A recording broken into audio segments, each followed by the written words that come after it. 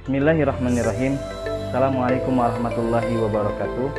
Alhamdulillahirabbil alamin. Allahumma shalli ala Muhammad wa ala ali Muhammad. Sahabat Baitul Ahad yang Allah cintai, wa ma khalaqtul jinna wal insa illa liya'budun. Tidaklah Allah menciptakan manusia dan jin hanya untuk beribadah kepada Allah Subhanahu wa taala.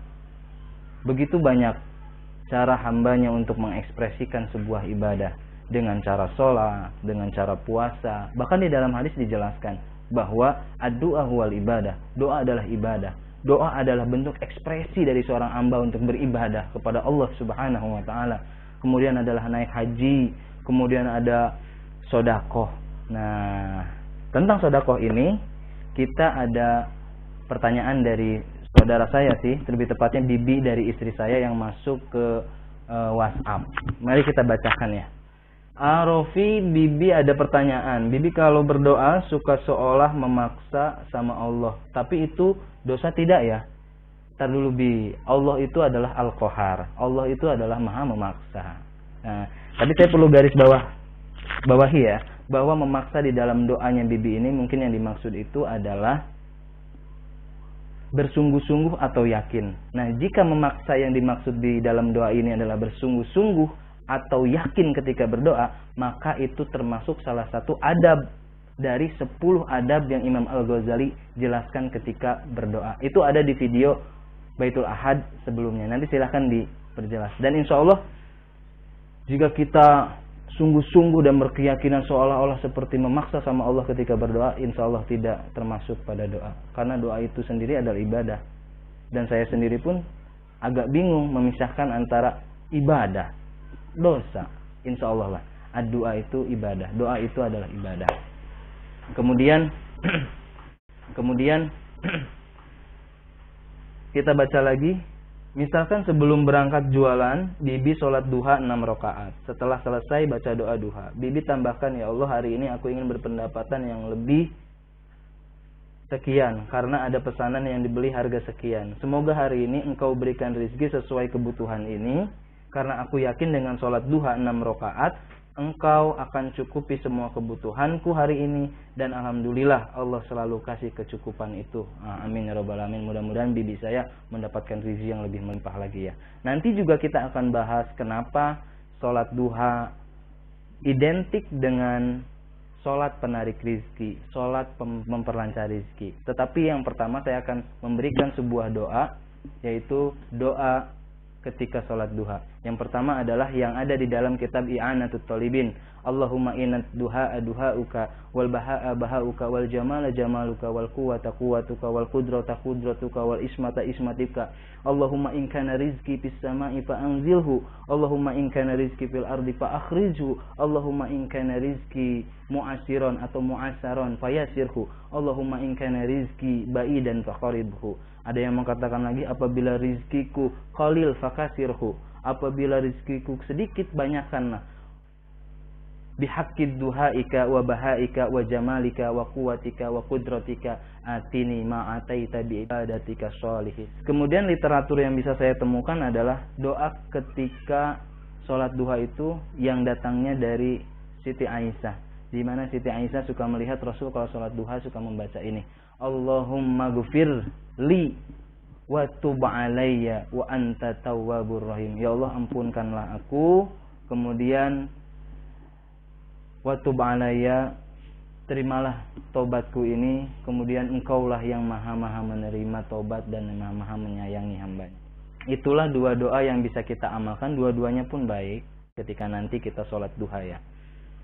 Kemudian yang berikutnya adalah kita akan membahas yang namanya sholat duha itu identik dengan sholat penarik rizki, sholat memperlancar rizki. Kenapa? Kita sebagai umat muslim yang berpendidikan, maka kita dituntut untuk mendalaminya lebih jauh. Kita awali dengan hadis Nabi Muhammad SAW yang diterima dari Abu Hurairah. Kullu sulama minan nasi alaihi sadaqatun. Al-hadis ya. Rawahu muttafaqun alaihi, rawahu Bukhari Muslim. Setiap persendian yang ada di diri manusia, maka persendian itu berhak untuk mendapatkan sedekah, untuk dikeluarkan sedekahnya. Kemudian hadis yang kedua adalah hadis yang diriwayatkan oleh Abu Dawud, di mana di sini menjelaskan bahwa setiap persendian yang ada di diri manusia itu kurang lebih jumlahnya ada 360 persendian.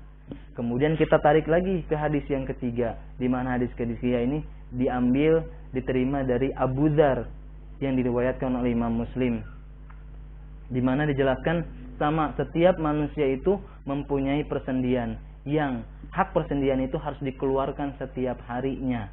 Di hadis itu Rasul memberikan solusi. Kullu tasbihatin shadaqatun, kullu tahmidatin shadaqatun, kullu tahlilatin shadaqatun, kullu takbiratin shadaqatun, wa kullu amrun bil ma'ruf shadaqatun, wa nahya 'anil munkar shadaqatun.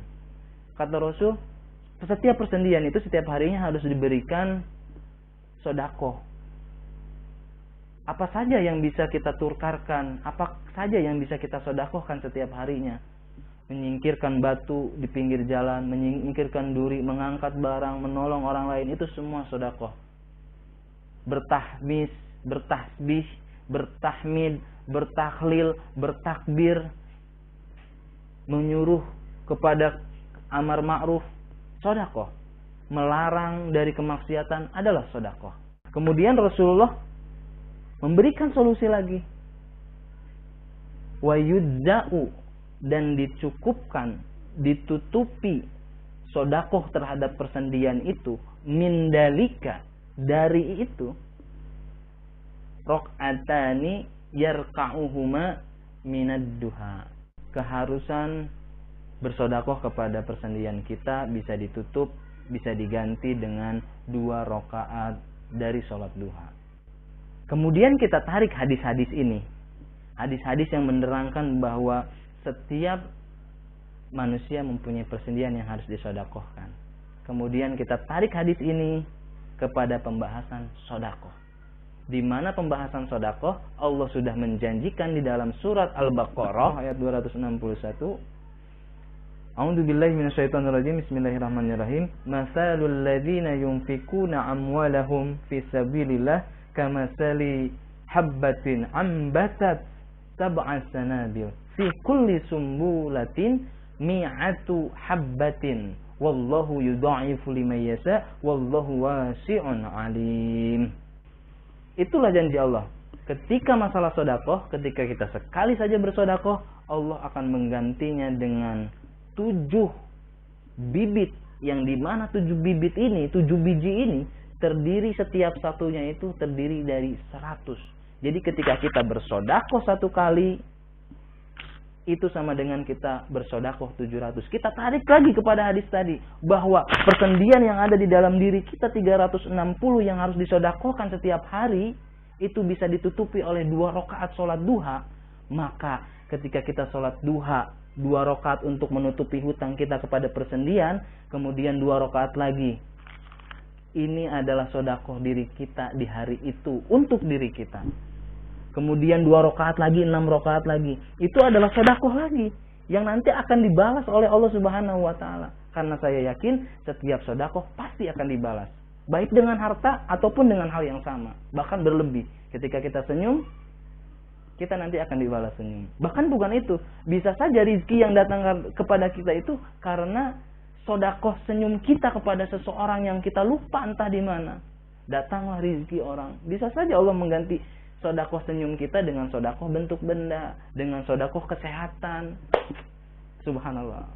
Itulah, ngobrol juga ibadah. Terima kasih. Assalamualaikum warahmatullahi wabarakatuh.